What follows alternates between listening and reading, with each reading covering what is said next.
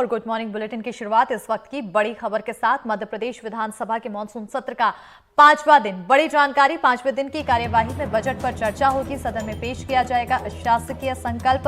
अनुच्छेद 30 को खत्म करने के लिए अशासकीय संकल्प। इटारसी भोपाल के बीच मेमू ट्रेन चलाने का संकल्प। बुरहानपुर में जल संवर्धन योजना पर ध्यान आकर्षण प्रस्ताव। तो बड़ी जानकारी से आप सभी को रूबरू करा रहे हैं, जहां आपको बताते चलें कि आज पांचवा दिन है। 4 दिन की अगर बात की जाए तो अलग अलग मुद्दे उठते हुए नजर आए हैं, चाहे वो नर्सिंग घोटाले का मामला हो, चाहे वो अवैध कॉलोनियों का मामला हो।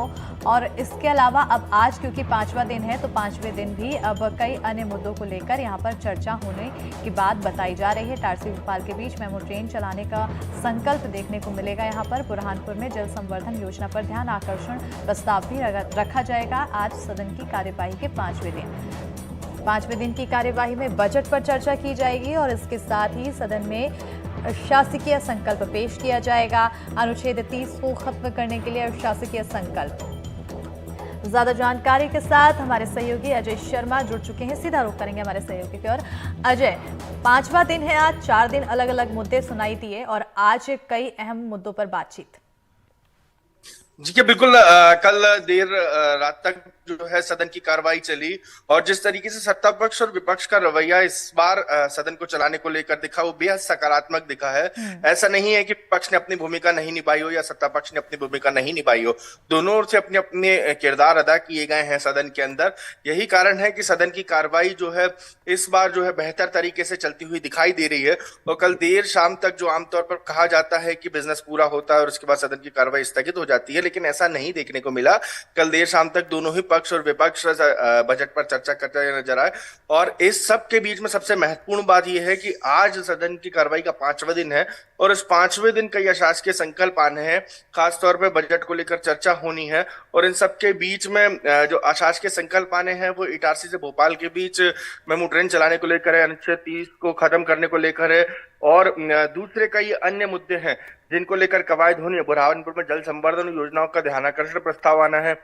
ये तमाम सारे मुद्दे आज के सत्र के पांचवें दिन जो है वो आने हैं और इन सब को लेकर जो है कवायद कल दिन भर चलती रही सत्ता पक्ष और विपक्ष के बीच में।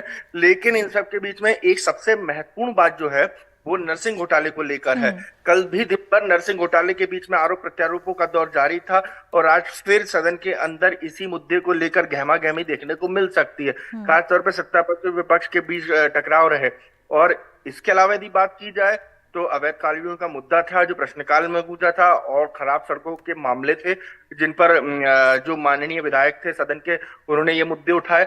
लेकिन अब सबसे महत्वपूर्ण हो जाता है कि ये पांचवें दिन की कार्रवाई देखना है कितनी शांतिपूर्ण तरीके से होती है या हंगामे और हल्ले की भैंस चढ़ती है। बिल्कुल, क्योंकि चारों दिन हमने देखा काफी ज्यादा हंगामा यहाँ पर नजर आया है और ऐसे में आज पांचवें दिन भी यही आसार जताए जा रहे हैं कि हंगामा देखने को मिल सकता है। ध्यान आकर्षण पर चर्चा भी यहाँ पर संभव है और ऐसे में इसको लेकर, क्योंकि पिछले तीसरे दिन जब हम देखे थे तो 2.5 घंटे तक ये चलता रहा और मुद्दा काफी गर्माता रहा। आज इसको लेकर कितना ज्यादा गहमा गहमी?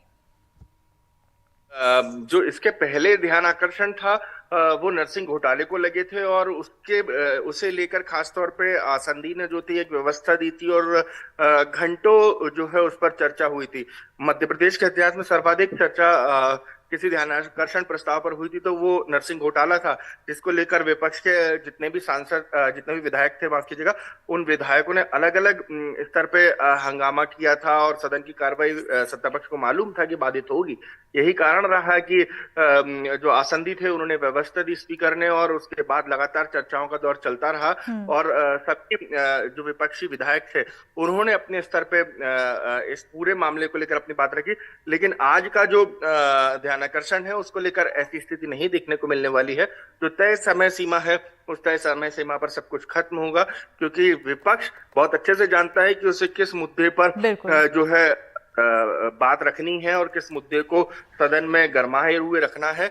यही कारण है कि अभी तक की कार्रवाई में जो है हंगामा और हल्ले के साथ साथ सदन चलाने की भी दोनों बिल्कुल, कुल मिलाकर देखा जाए तो इस बार विपक्ष अपनी भूमिका पूरे सुचारू रूप से निभाता हुआ नजर आ रहा है। बहरहाल बने रहिएगा अजय, आगे भी आपसे खबरों की अपडेट्स लेते रहेंगे।